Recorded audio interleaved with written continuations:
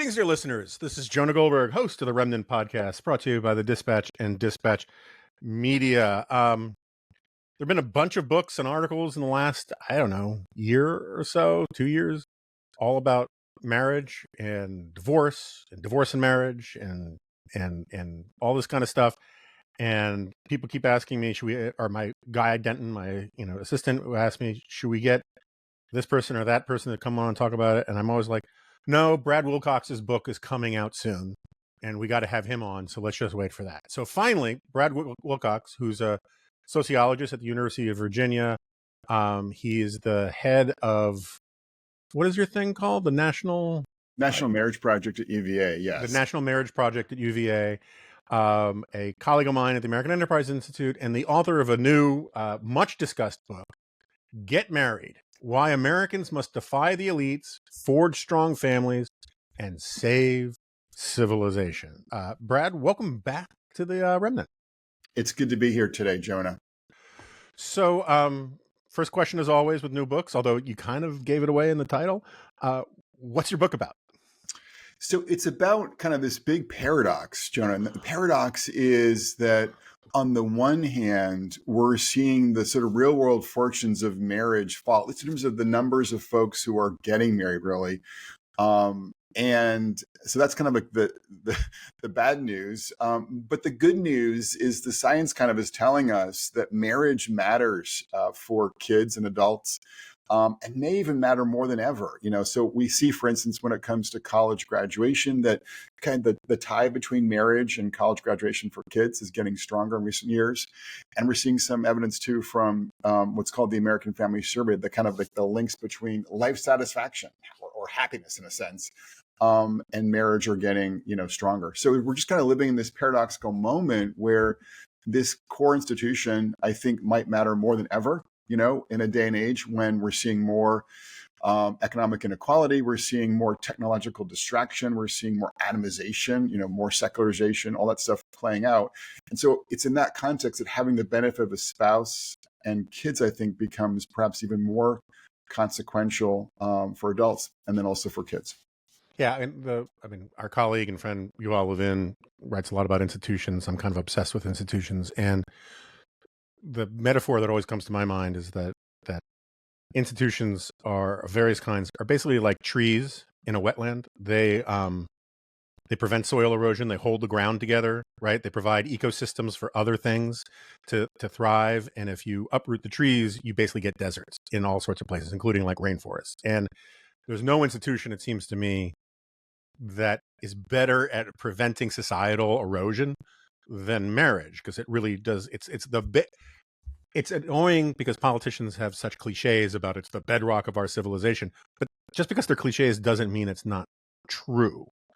So why don't what are the biggest threats if you had to prioritize or give a PowerPoint presentation that said only give us 3 or 5 or whatever?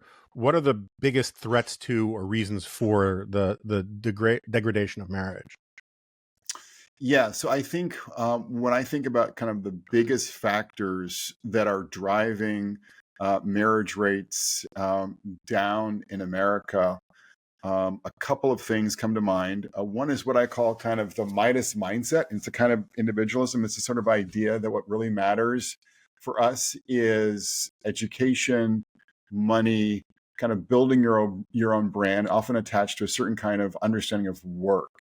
And it's privileging, a kind of basically me first mindset over kind of marriage and family. So that'd be kind of one thing. And it's like an expression of what was called in sociology a while back, expressive individualism. Mm-hmm. I think a second factor that's been pretty important, pretty consequential, obviously, is growing secularization. We see that people who are less religious are less likely to get married, less likely to stay married, less likely to have children. So that's, I think, one of the factors that is kind of driving this this story. A third factor is kind of the shift in the economy away from a manufacturing and towards an information economy that has ended up kind of disadvantaging men who don't have college degrees, making them less attractive as mates and husbands, and making their families more vulnerable to divorce and instability as well. And I think the government's had a hand too in disadvantaging marriage oftentimes in working class and poor communities, just in terms of the way in which welfare policies are set up in this country. And then I think the newest and kind of final factor that I'm most concerned about is sort of the rise of big tech and the way in which these devices that we, spend too much time on, social media and also gaming, are kind of driving people away from that in-person real world socializing that's so important in finding a spouse and keeping your marriage strong. And then also, I think this is an under recognized piece of this too, driving young women and young men apart, and doing so both kind of by ideological means, kind of by giving a lot of young women reasons to be more skeptical or um, even hostile to men as a class, certainly judging from my Twitter feed, or pushing men kind of in that direction too, with people like Andrew Tate, obviously. And then the other piece, though, is that social media is linked to a lot more anxiety and depression for young women, and gaming, I think, is undercutting young men's capacity to do well in school, focus on work in their early 20s, and to develop the kinds of physical and social endowments and virtues that would make them attractive to the opposite sex. So those are the kinds of factors that I think are really heavily implicated in what I call the closing of the American heart. And that is just dramatic declines in dating, marriage, and childbearing. Yeah, so let's take the last one first. I mean, which is tied into a couple of the others that you mentioned, insofar as, my wife often brings this up, often as a slight dig at me, but so be it. About about women, poor women, minority women wanting to get, not wanting to get married because they see men as less of a partner, never mind a provider, and more of another kid to take care of. Exactly. And you can see how gaming is one part of that. I mean, it's just like it's probably very difficult to seem super attractive to an ambitious young woman if all you have to talk about is how well you did on Call of Duty that day. But I guess the question is, if you had to weight the drivers of this, and I obviously it's chicken and egg, it's both and, not either or, but like, is it the changing attitudes of women about marriage that is driving more of it, or is it the changing role of men that is making men seem like less of a value, providing less return on investment of actually marriage? I assume your answer is going to be both and, but like, if you could fix one, which would it be?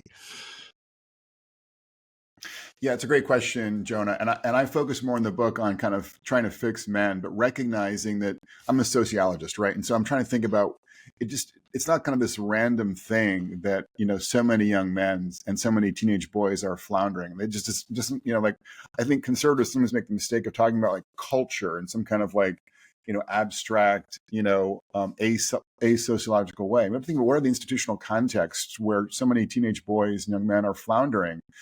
And I mean, when I, had the sort of title floating in the in the internet, there was a critical New York Times piece about my book, and I was accused of scolding young women, for this inability to get married, and the kind of implication was basically that they can't find any decent men out there, so they should not be, in any way kind of scolded for not being able to get married. But I think we have to think, why is it that young men are floundering? And I think it's partly because our schools are set up in ways that don't, really give boys an equal shot at flourishing in the classroom.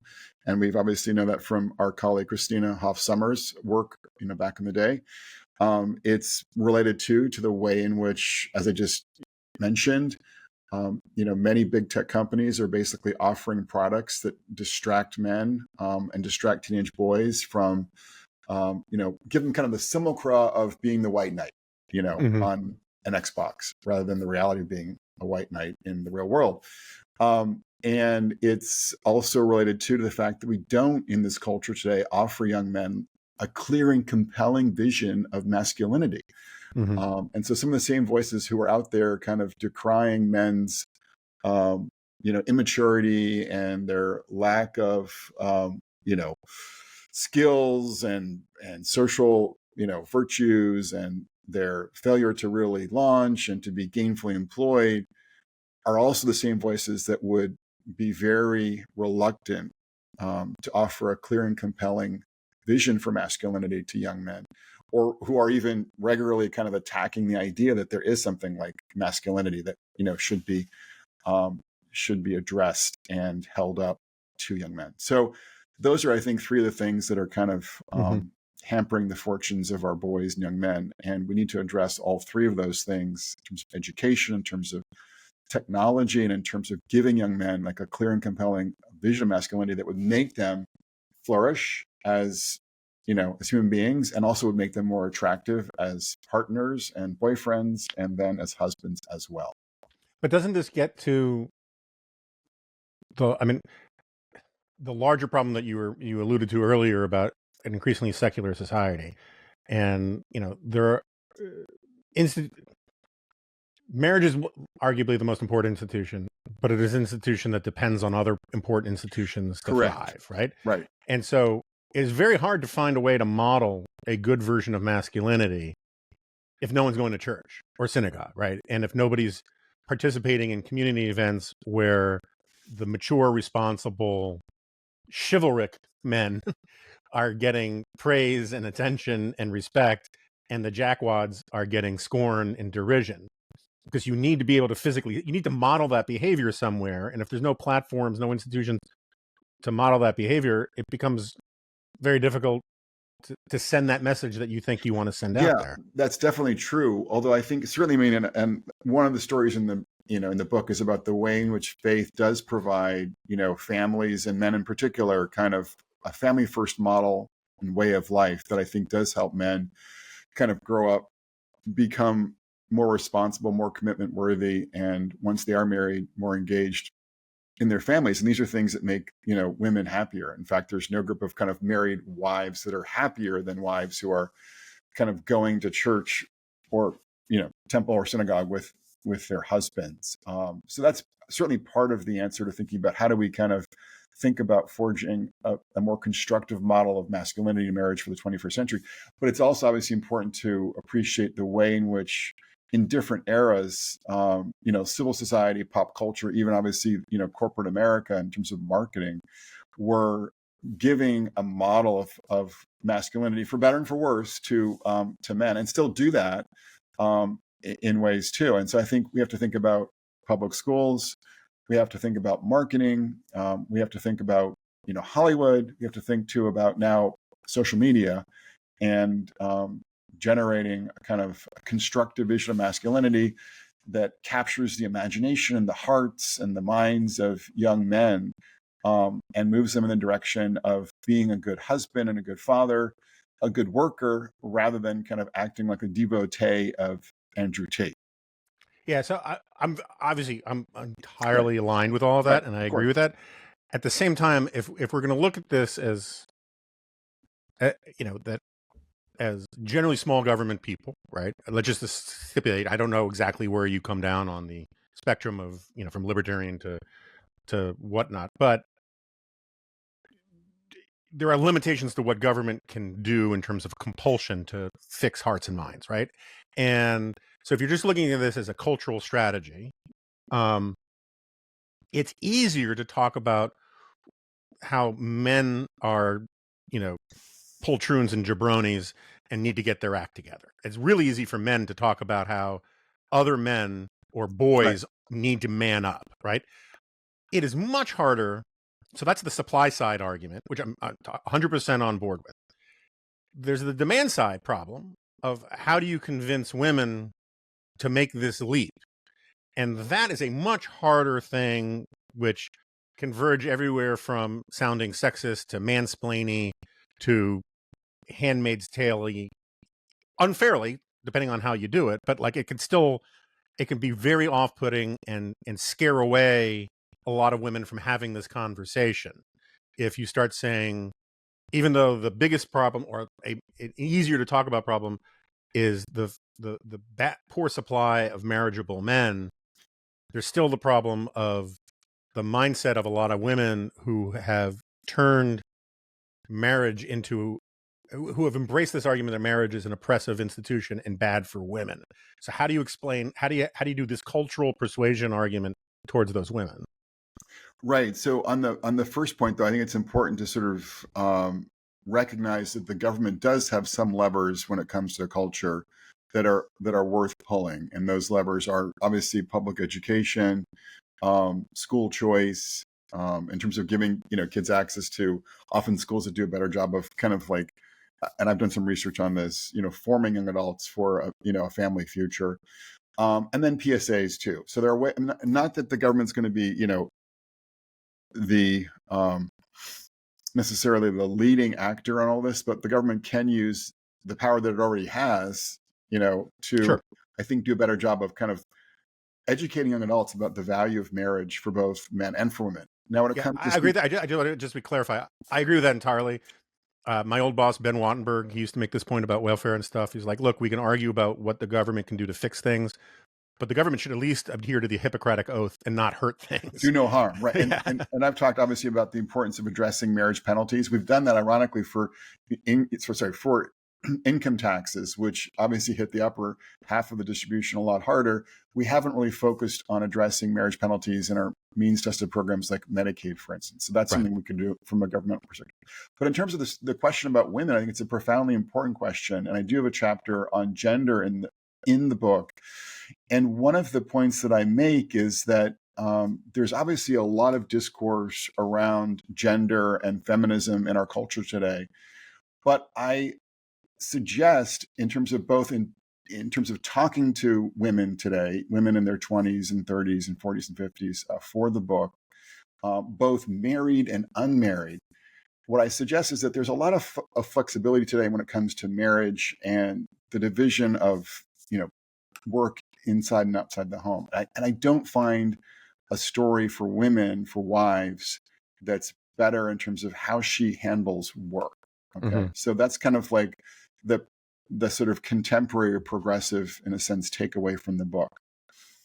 But I also find that women are still likely, even women who are on the left, ideologically speaking, they're still more likely to gravitate towards men who are decisive, men who are ambitious, men who are physically strong, men who are reliable providers, men who make them feel protected, both sort of physically secure and also like in social context, like a party, Mm-hmm. like the kind of guy who's like looking out for his girlfriend or his wife, making sure that she feels comfortable, that, she's being well treated in some kind of, social situation. So what I'm saying to you, Jonah, is that we have to also kind of look at what makes women happy in their relationships, Mm-hmm. when they're dating, what makes them happy in their marriages once they're married. Across the spectrum are things that we often classically think of as, masculine, in terms of guys being, more assertive, more ambitious, stronger, more protective, and again, kind of having some professional, orientation, and therefore, being counted on as reliable providers, so that these guys don't end up as like the extra kid, to use your Mm-hmm. wife's kind of thinking, which is too often the case now in many poor working class communities, where the girlfriends or the wives are actually the ones who are working more hours, making Mm-hmm. more money, and then they come home and their boyfriend or their husband is not working full time and is often not sort of taking his share of housework and childcare upon himself, and is spending too much time on an Xbox.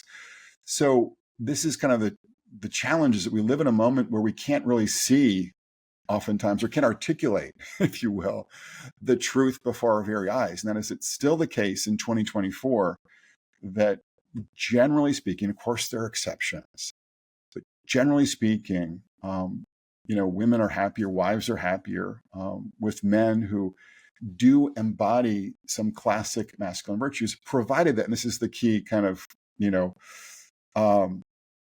caveat here, that they are engaged both emotionally and practically in the relationship, whether it's dating or marriage, and then if they have kids, with the kids. And that's very clear in my data on gender too. Women are happier across the spectrum ideologically when their husbands are super engaged dads.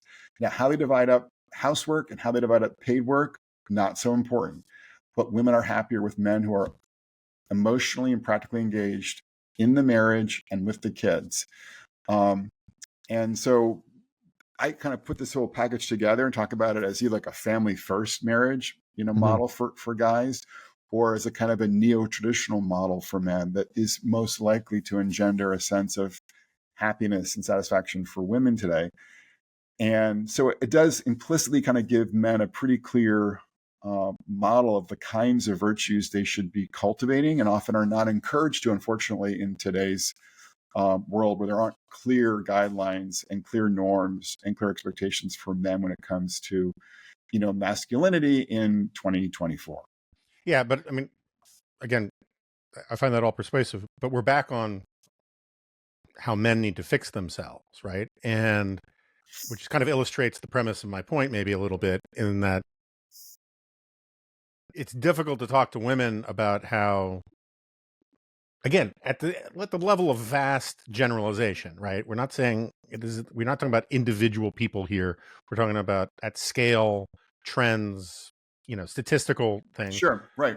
But at the same time, there are women who are part of the problem too, right? Insofar as, and partly it's a disequilibrium thing, right? Because the men who are part of the problem are clustered at one end of the sort of the sociocultural world, and the women who have sort of are the biggest cultural impediments to sort of fixing marriage tend to be college educated. There's just this piece in New York Magazine, but this woman has this mental crisis and decides to get divorced. I feel like these stories are coming out all the time, where college educated, sort of more elite women,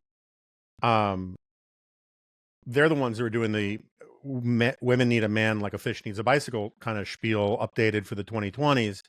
And the question I have still is, like, how do you talk to them to tell them that, not that they're wrong, right? Because they might be right about themselves personally, but they're still kind of wrong, at least from my perspective, and I presume your perspective, to speak generally about marriage based upon their own life, right? This is one of the problems we have in our culture, where people love to extrapolate from their own personal preferences and desires and make sweeping statements about the culture generally.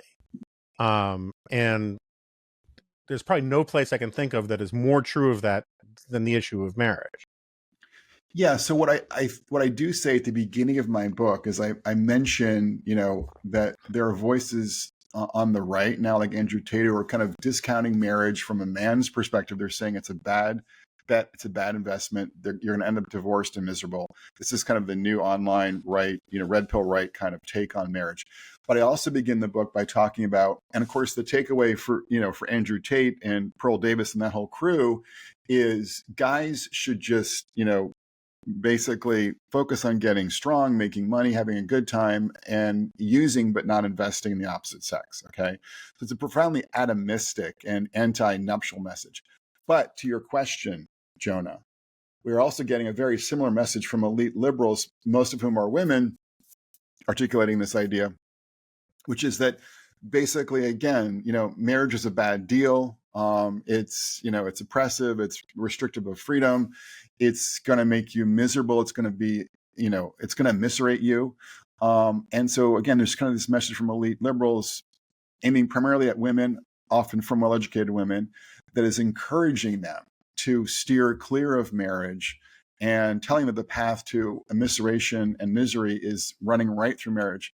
And of course, the problem that I argue in the book with this whole approach, this perspective, is that they're neglecting the facts on the ground. And the facts on the ground are that there are no group of women in America who are more prosperous than married women. And there's no group of women in America who are happier than married women, especially married moms, kind of look at the middle-aged group. So the message that they're kind of conveying in outlets like New York Magazine and outlets like the New York Times and in other comparable outlets, and also now on social media, of course, as well, is, as it relates to marriage and family life, completely wrong. And if they're really interested in sort of advancing the welfare of women, they would tell us the truth, which is that both men and women, on average, are much more likely to be flourishing financially and emotionally when they're married, and on the emotional front when they have kids. So that's the frustration that I think many of us have with a lot of these mainstream media outlets, is that they tell a very dark story about marriage and family, and one that is kind of in the main dead wrong. Yeah, so I probably had malpractice here. I probably should have started earlier in the thing to have you walk through the evidence on this and how we know these things that we know about happiness, life satisfaction, all the rest. Also, I think crucially important, particularly if you're making this case to women, because I'm going to traffic and gross stereotypes here, positive outcomes for kids, because I think that this is one of these things that mothers tend to put a lot of weight on, is positive outcomes for their own children. Call Sure. me a sexist. Yeah. And so why don't you just sort of walk through So, I mean, what we know about this? Right. To be clear, I was raised by a single mom, and, obviously many kids raised by single moms turn out fine. There are plenty of examples in, obviously, our public life, from Barack Obama to Jeff Bezos, at least professionally, they did very well. But we do know sociologically and scientifically more generally that kids who are raised outside of an intact household with, both their parents are more likely to struggle. We know that they're about 50% more likely to say that they're sad or depressed, basically, judging by some evidence I looked at for my book.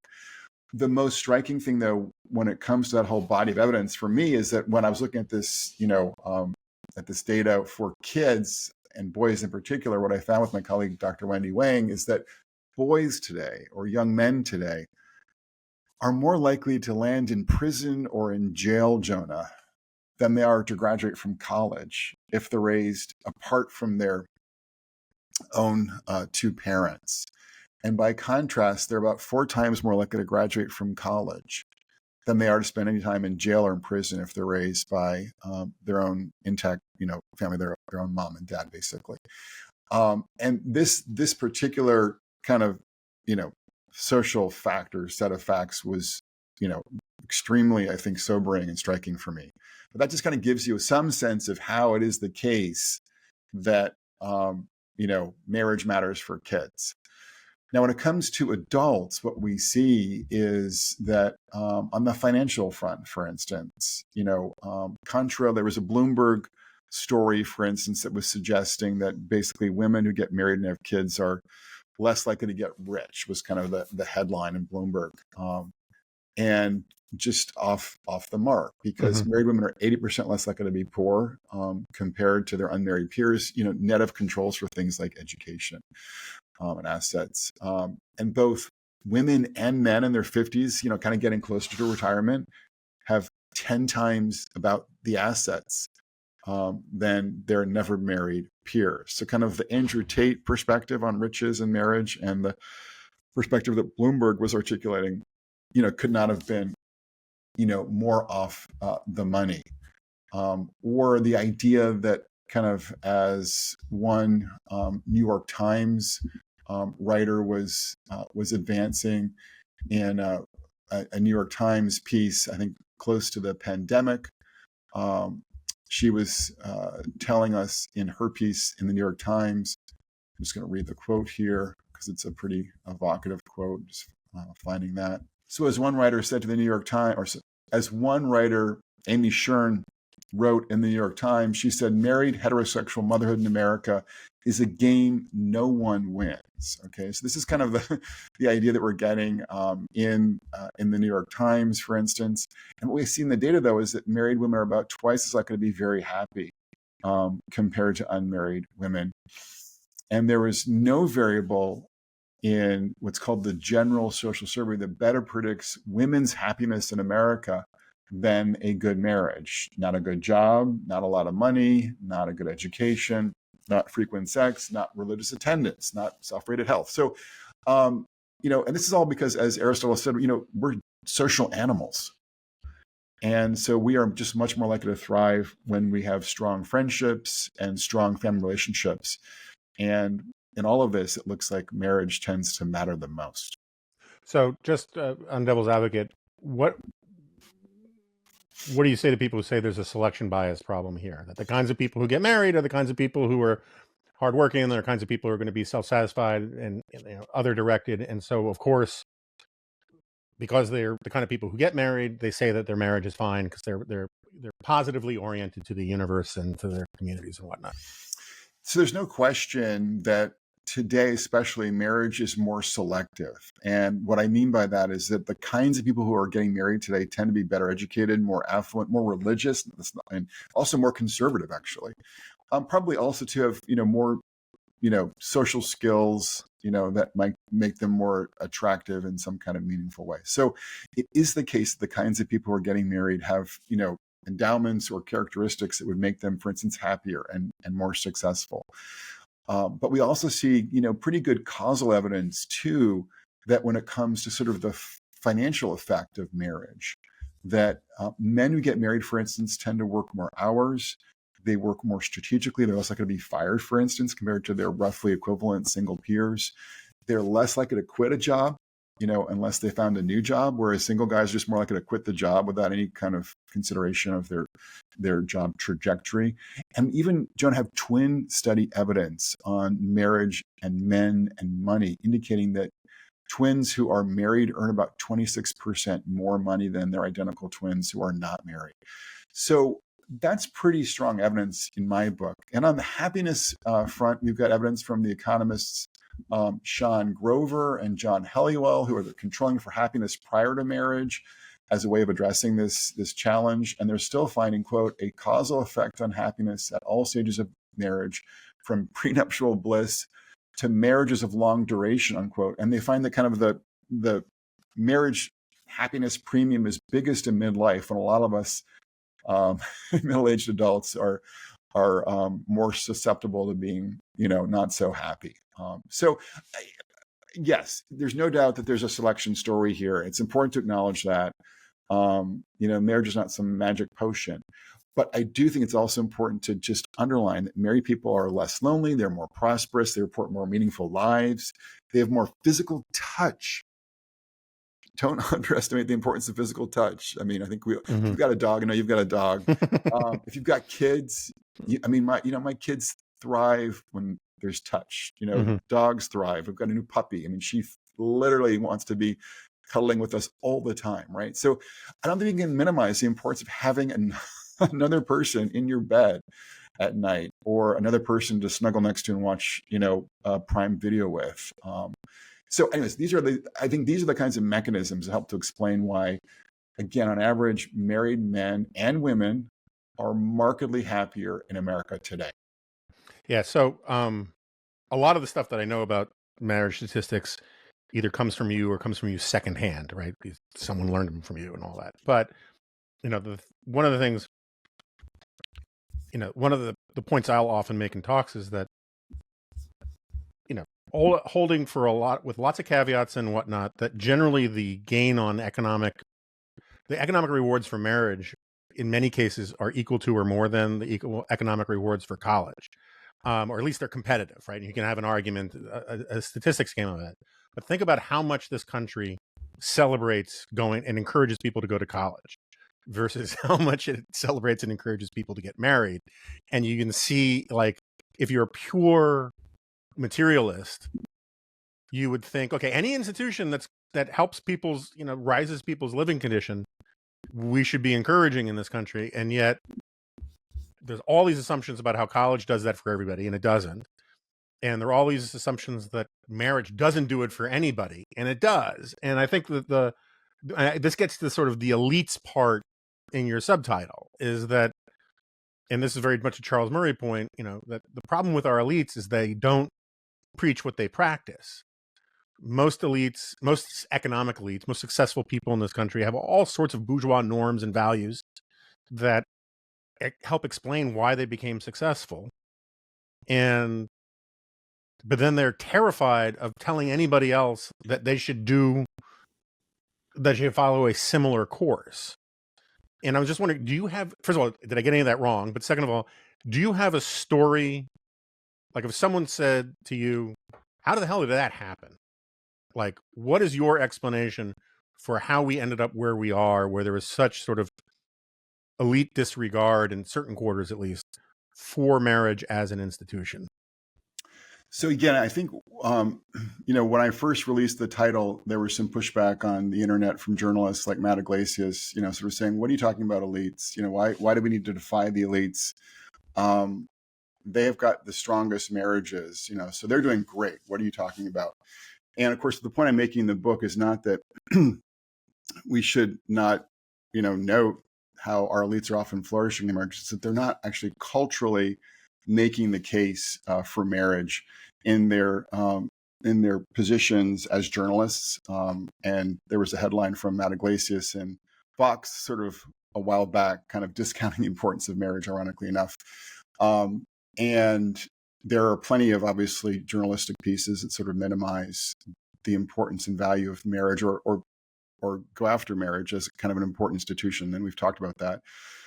In Hollywood, I talk about the film Marriage Story, which is basically sponsored by Netflix. And kind of the irony there is that Marriage Story paints a very dark portrait of marriage in a kind of professional class couple moving from New York to LA.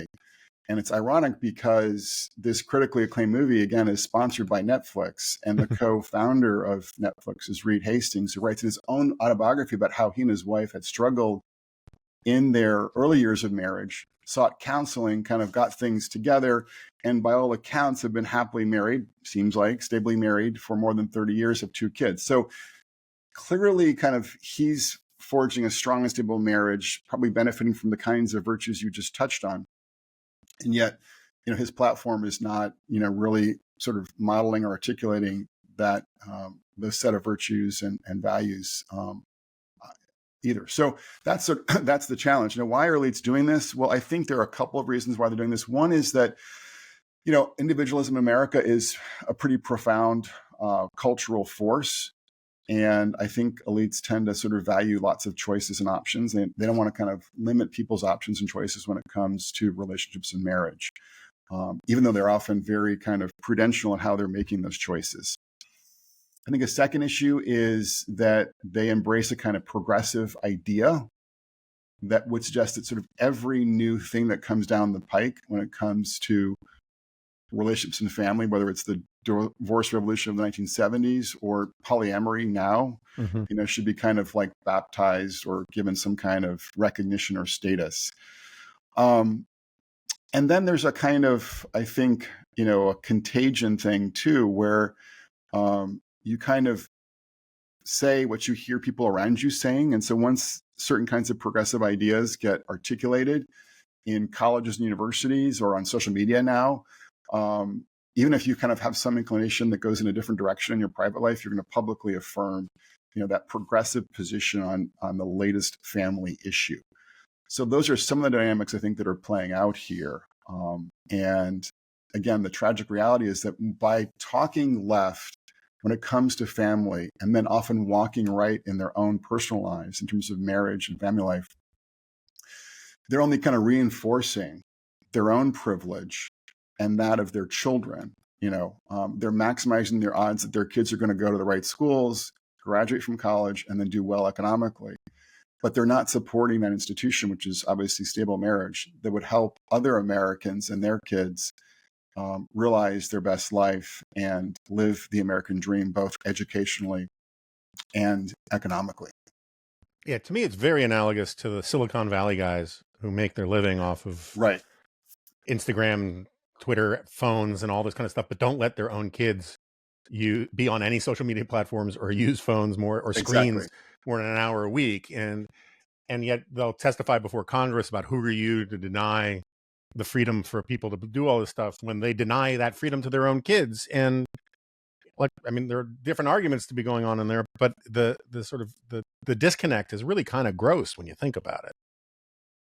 Yeah, no, exactly. I mean, I think this is the challenge that, the book is trying to mount, basically, is to encourage our leading So the elites who kind of command the heights of the culture to just use their power and authority more responsibly with an eye towards the common good when it comes to sort of how they talk about marriage and family and kind of how they advance a more family-friendly culture, in Hollywood, in public schools, on Capitol Hill, and in the C-suite.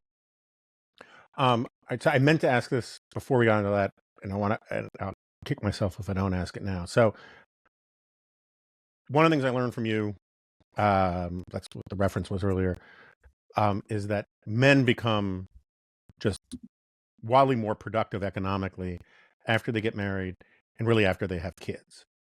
And there are a lot of different theories about this, and they're not contradictory, but one is like it's an evolutionary psychology thing, must provide for the family unit kind of thing. Another, which I have some sympathy for, is when you got dirty diapers and screaming kids around, the only legitimate excuse not to be helping is if you're working. Like going off and bowling with your friends when leaving your wife holding the bag is caddish, right? So like it's the only out. And so I think some men become more workaholic to avoid some of the household chores. And anyway, there are a bunch of other theories that people have prompted for this. Is there one that you subscribe to more than others, or do you think or is there a consensus on where this effect comes from? And these are just repeat the effect you're asking about. So that men work hard, become more economically productive after they get married and after they have kids. And is it largely a evolutionary psychological phenomenon? Like must get more mastodons, more mouths to feed, or is it a way to responsibly shirk domestic responsibilities, or some other explanation? I think that there are ways in which work can become an escape for men, a kind of workist ethos. And that's obviously bad for them and for their wives and families. But we also see research like from Sasha Kilwald at Harvard that tells us that sort of the male wage premium is actually highest for men who are married with their own biological kids in the household. Mm-hmm. And that suggests there's something kind of, quite, basic. It's biological or cultural, is obviously can't entirely tell, about kind of having, a wife and having your own kids in the household that kind of motivates a lot of men to be more responsible in general and to be more kind of focused when it comes to the workplace. And my late colleague, Stephen Knock, sociologist at UVA, kind of just talked about the sort of power of marriage in men's lives, was his term, to motivate them in terms of both being more engaged in the workplace, but also kind of being more involved with certain types of civil society and with kinship, or kin networks more broadly. Yeah, I mean, did you read Russ Roberts' book Wild Problems? I have not read Russ's book. No. Yeah, it's a useful way of sort of thinking about things. And one of the things I love about Russ Roberts, who's a real mensch and a brilliant guy, is he's basically a recovering economist, and he's realizing. I mean, he was never a Homo economicus guy, pure one, and that's always been a straw man kind of thing. But he's realizing that like a lot of the most important things have more to do with morality, philosophy, big picture religion, that kind of stuff. And it's fun to see him question his priors because he's really intellectually honest about all that. And anyway, one of his points in Wild Problems is that there are just simply some decisions where you have to take the leap, because once you take the leap, you become a different person in the process. And one of the philosophers he quotes, talks about the vampire problem, is that when it's proposed to you to become a vampire, you say, hell no, that's disgusting. Why would I want to live off of others and only be able to live at night and whatnot? But then once you become a vampire, you kind of dig it. And this is not to say that marriage is like becoming a vampire, right? But it is to say that you have to burn your ships to get married. Yes. And once you burn your ships, you go through the Narnian wardrobe, or whatever metaphor you want to use. Right. When you get to the other side, you become a different person. And we know from a lot of data that happier people are other directed, Right. Happier people are people who feel needed, that have a sense of earned success. And marriage and kids is like the institution for buying that stuff. But it's Exactly. very hard to convince people. It's not like you're not going to become a vampire. You're going to become this happy person, but you have to put So, away right. childish things. So two big quick points here, and they just dovetail what you said. But the first point, obviously, is that a lot of Americans either implicitly or explicitly think that kind of living for themselves, living in the moment, from one dopamine hit to the other, or just for massive career success, is the way to build a good life. And yet we know that earned success and living for others, in this case, particularly for a wife and kids, or for a husband and kids, is the way that people are most likely to find happiness. And so the paradox of happiness is directly pursuing happiness tends to lead to misery. Mm-hmm. Directly pursuing your own selfish short-term well-being tends to lead to misery. We can see that across this culture today. Deaths to despair is one example.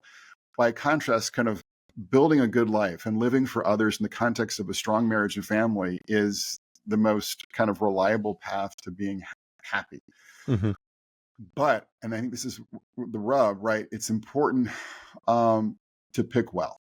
Yeah. So to kind of like to go through that Narnian closet, or to go through, that marriage ceremony, coming through, from one side through the next, post vows, right? If you've made a bad selection, someone who isn't a woman or a man of good character, then clearly, it's going to be misery.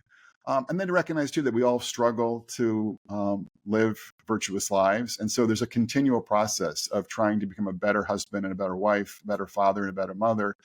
And so this is why surrounding yourself with friends and family members who take their marriages seriously, their families seriously. I talk about birds of a feather flock together. Mm-hmm. We know from the work of Nicholas Christakis at Yale, for instance, that divorce is heavily networked. So if your friends are getting divorced in the face of ordinary marital difficulties, your odds of getting divorced are super high. By contrast, if your friends and family are managing to navigate the ordinary challenges, difficulties, disappointments of married life without landing in divorce court, your odds of succeeding at marriage are a lot higher. So the point I'm getting at is that marriage often transforms us for the better and for the good and makes us happier, but it's predicated, I think, on having the right understanding of marriage, embracing some classic norms about things like fidelity and commitment, and surrounding yourselves with people who are with you and for you as married, married men and women. Yeah, I mean, I often think about. So my wife wanted to elope when we were getting married, and I was like, I can't do that. My brother eloped. My parents need one marriage, one wedding to go to, and I think about it all, and she's one of 9 kids. She's like putting her family through another wedding. She just wanted, let's just do this, and I won the argument, and I'm really glad I did, and one of the things, again, I got from you is the importance of. So I'm not saying that eloping is inherently bad. I understand people have been divorced, their second marriages. Eloping makes a lot of sense, or just going down to City Hall with some friends. Different horses for different courses. I'm not trying to be super judgy about all of this. It's also a big financial expenditure.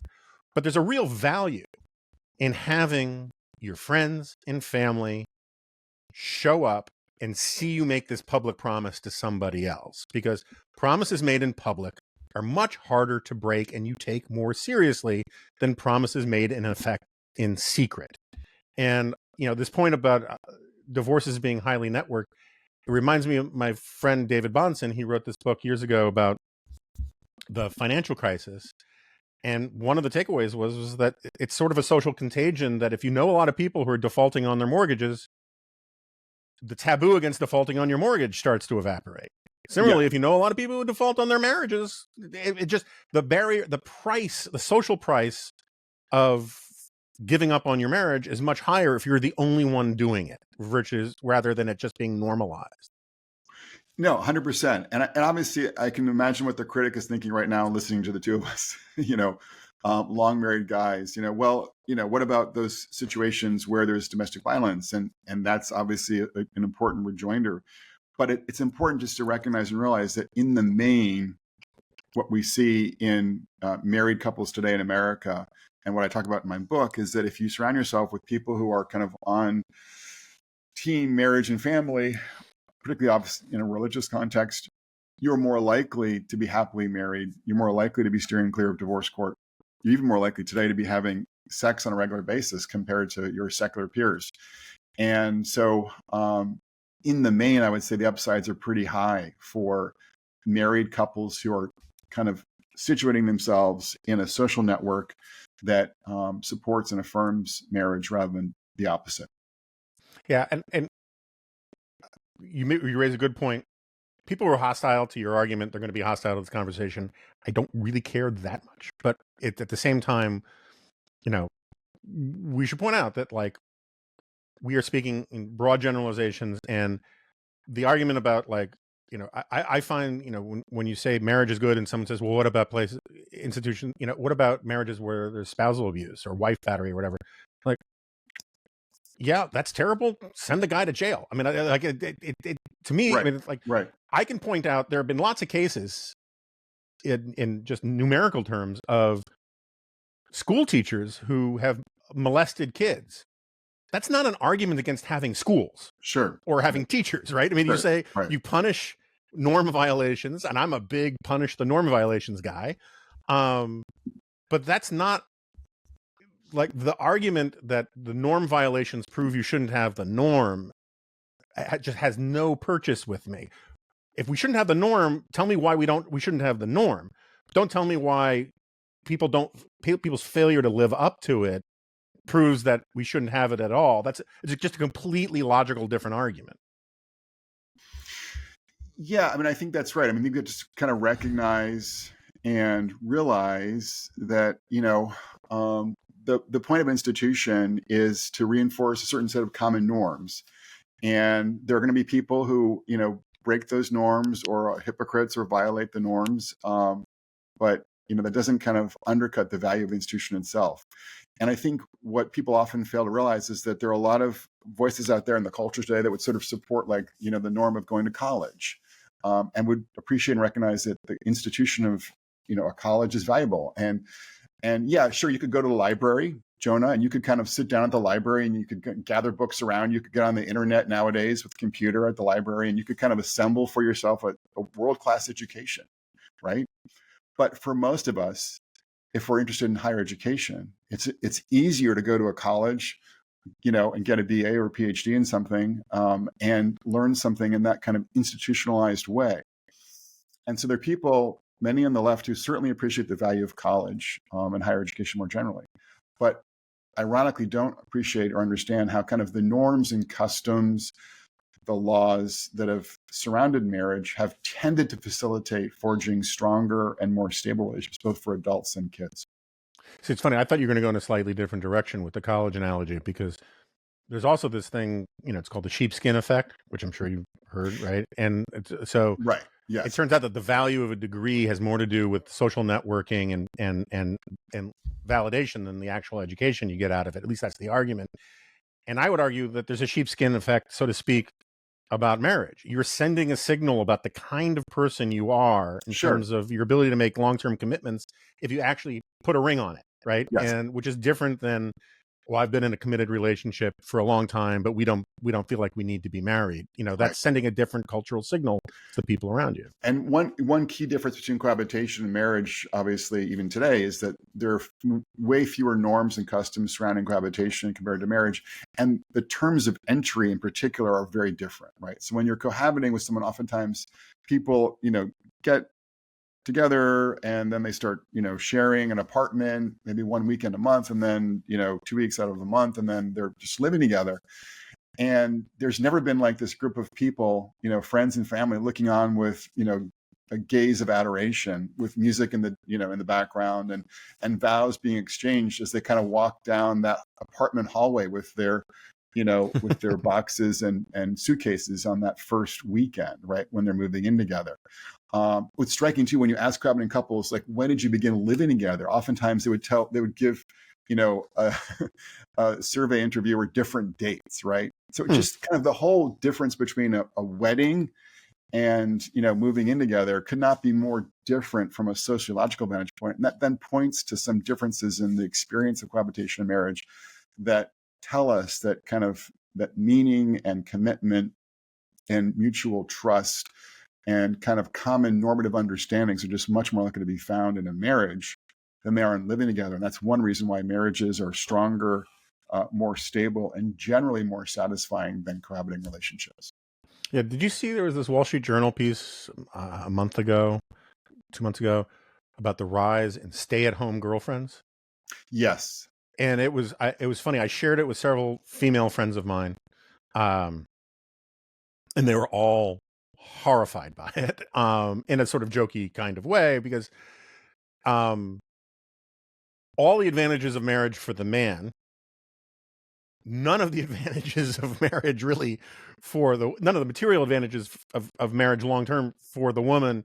And like a week later, there was just some great letters to the editor in the Wall Street Journal where like financial advisors were just saying, you do realize how stupid this is. And anyway, it gets me to this thing. I don't know how plugged in you are with sort of right-wing conservative intellectual history or any of that kind of stuff. And so I don't want to sort of take you off guard here, but I have this long-standing gripe about the way we use the term neoconservative to describe foreign policy stuff, right? And the original neoconservatives were people like Irving Kristol, Ed Banfield, Nathan Glazer, people who are disillusioned by the New Deal or the Great Society because of overreach, overstretch, James Q. Wilson, these kinds of people. And what they did is as they were disillusioned with the unintended consequences of utopian liberalism, they brought to bear social science and the language of social science to public policy questions from a conservative perspective. And one of the things that Irving Kristol used to say is what neoconservatism did was in part use regression analysis Right. to prove that your grandmother was right. 100%. Right. And I'm just wondering, like, how much of what you're doing fits into that mold, because like my grandmother would say, well, of course you should get married. What do you want people to what do you think people are going to think about you if you don't get married? What's wrong with you? Be a man. And now you have to provide 300 pages of analysis gleaned from the General Social Science Survey to say grandma was right. Yeah, no, that's very true. But I would also sort of say it's important to kind of understand, why we've gotten to this moment where marriage is kind of a matter of controversy rather than common sense, right? Mm-hmm. And we talked about that at the beginning in terms of the shifts in the culture, shifts in the economy, shifts in public policy, and now I think shifts in technology that have made forging good dating relationships harder, getting married harder, and have made people more skeptical about the institution and the opposite sex. So we're just kind of living in a moment where, as I said before, I think we're sort of seeing the closing of the American heart unfold for a large minority of young adults. I'm projecting that about 1/3 of young adults in their 20s will never marry. We've kind of never been at this place in our culture, before. And so I'm hoping that I'm kind of can motivate some young adults to kind of basically, in the face of this, in a sense, mini demographic tsunami or mini family tsunami kind of heading our way across the Pacific from, Japan and South Korea, where it's gotten, the most traction so far, or where it's kind of hit first, to sort of head to higher ground. Mm-hmm. And to be much more deliberate about, recognizing that when you're in college, look around. You might find someone who'd be a great spouse. When you're in the workplace in your early 20s, look around. If you're at all religious, invest in your church, your synagogue, your temple, because you're likely to find someone there who shares your values and would be a good spouse. And so I think part of like the point of all of this is not just to sort of echo our grandmothers, but to recognize that we're in a particularly, I think, difficult moment for young adults today. And in this difficult moment, we need to kind of give them an encouragement to be much more aggressive about, things like dating and being intentional about their relationships, and to kind of not listen to the voices in the culture that tell them that marriage is bad, or they should focus on their career. They should wait until they're 30 to get or to put a ring on it. But instead to recognize that, in your 20s, you're often kind of exposed to lots of good options. and you need to get off your phone Mm-hmm. and to get out there, lest you end up like one of those growing numbers of permanent bachelors and bachelorettes who are going to be increasingly common, at least for the short term, given all the larger economic, cultural, legal, and now technological trends washing over our society. All right, I could talk more, but this was that was a perfect last answer. Got at the hour mark, so we can take it from there. I'm sure you got a crazy book tour schedule ahead of you. Brad Wilcox, thanks so much for doing this. Again, the book is Get Married: Why Americans Must Defy the Elites, Forge Strong Families, and Save Civilization. Thanks for being on The Remnant. Thanks, John. I appreciate it.